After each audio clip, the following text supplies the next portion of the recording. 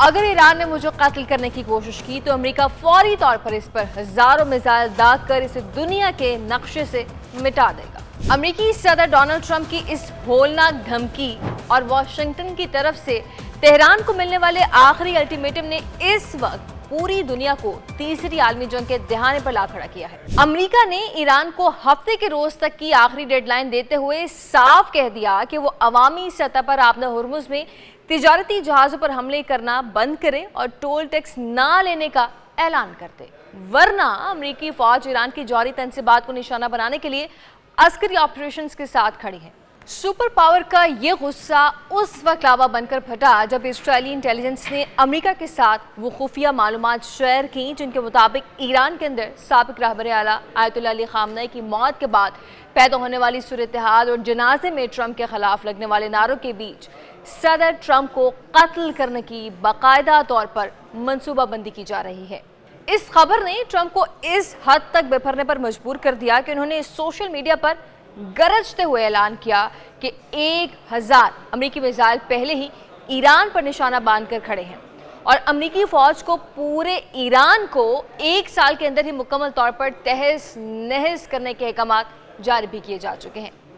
Trump کا دعویٰ ہے کہ امریکی حکام کے ساتھ حالیہ مذاکرات میں خود ایرانی حکام نے یہ اعتراف کیا کہ جہازوں پر ہونے والے حملے ایرانی نظام کے سخت گیر حصے کی وجہ سے ہوئے ہیں۔ مشرق وسطیٰ اس وقت بارود کے ایک ایسے ڈھیر پر آ کھڑا ہوا جہاں جنگ کی ایک چھوٹی سی چنگاری بھی پورے خطے کو اپنی لپیٹ میں لے سکتی ہے۔ تہران سے واشنگٹن تک سفارتی اور فوجی حلقوں میں شدید ہلچل ہے اور اس نئی کشیدگی کا سب سے بڑا مرکز ایران کے نئے سپریم لیڈر مجتبیٰ خامنئی کا وہ ہولناک اعلان ہے جس نے دنیا کو ہلا کر رکھ دیا۔ اپنے والد اور سابق سپریم لیڈر شہید آیت اللہ خامنئی کی تدفین اور آخری رسومات کے فوراً بعد انہوں نے ایک انتہائی سخت تحریری بیان جاری کرتے ہوئے واشنگٹن کو براہ راست للکارا۔ مجتبیٰ خامنئی نے واشنگٹن اور اس کے اتحادیوں کو خبردار کرتے ہوئے کہا ہے کہ سپریم لیڈر کا قتل اب کسی ایک فرد کا معاملہ نہیں بلکہ پوری ایرانی قوم کا مطالبہ ہے اور اس خون کا بدلہ ہر حال میں لیا جائے گا۔ انہوں نے یہ عہد بھی کیا کہ وہ ان مجرموں کو کسی صورت معاف نہیں کریں گے اور قاتلوں کی شناخت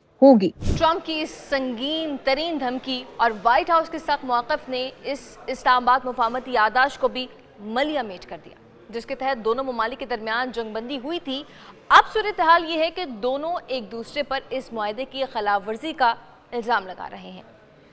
امریکہ نے تہران پر جنگ بندی کی احمقانہ خلاف ورزی کا الزام لگا کر ایران میں متعدد اہداف پر بمباری کا دعویٰ کیا، جبکہ جواب میں ایران نے بھی خطے میں امریکی فورسز کو نشانہ بنا ڈالا۔ اس کھلم کھلا عسکری ٹکراؤ کے نتیجے میں آبنہ ہرمز اور عمانی راستوں سے گزرنے والے تیل اور گیس کے تجارتی جہازوں کی تعداد اچانک گر گئی، جس نے بین الاقوامی منڈیوں اور عالمی معیشت کو ہلا کر رکھ دیا۔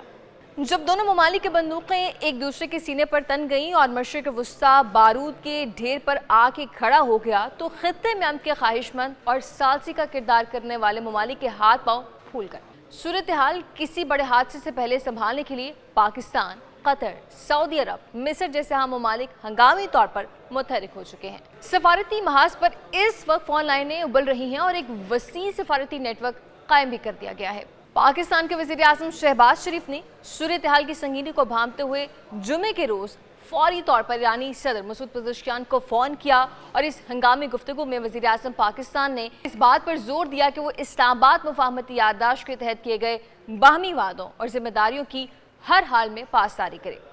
وزیر اعظم شہباز شریف کا یہ کہنا تھا کہ یہ یادداشت ہی اس وقت خطے کو تباہی سے بچانے اور پائیدار امن برقرار رکھنے کی ایک واحد بنیاد ہے۔ انہوں نے یہ واضح بھی کیا کہ پاکستان خطے میں استحکام کی بحالی کے لیے اپنا مخلصانہ اور دیانت دارانہ کردار ادا کرنے کے لیے ہر ممکن تعاون جاری رکھے گا۔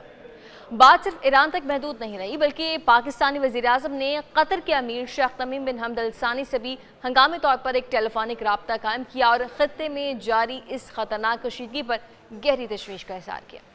انہوں نے حالیہ امریکی حملوں کے تناظر میں قطر کے ساتھ یکجہتی کا اعادہ کیا اور اس بات پر اتفاق بھی کیا ہے کہ تمام فریقین کو ایسے اقدامات سے گریز کرنا ہوگا جو علاقائی امن کو مستقل طور پر تباہ کر سکتے ہیں۔ امیر قطر نے بھی امن کے قیام کے لیے پاکستان کی قیادت کے اس متحرک کردار کو سراہا اور یہ یقین دلایا کہ قطر کشیدگی کم کرنے کے لیے اپنی تمام تر سفارتی حمایت جاری رکھے گا۔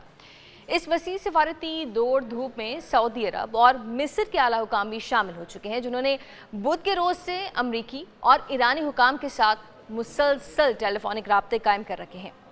इन चारों ममालिक यानी पाकिस्तान, कतर, सऊदी अरब और मिस्र की मुश्तरका कोशिशों का ही ये नतीजा है कि पिछले 2 रोज से खत्ते में हमलों का सिलसिला थम चुका है और फरीकैन को आर्जी तौर पर पिसपाई अख्तियार करनी पड़ी है।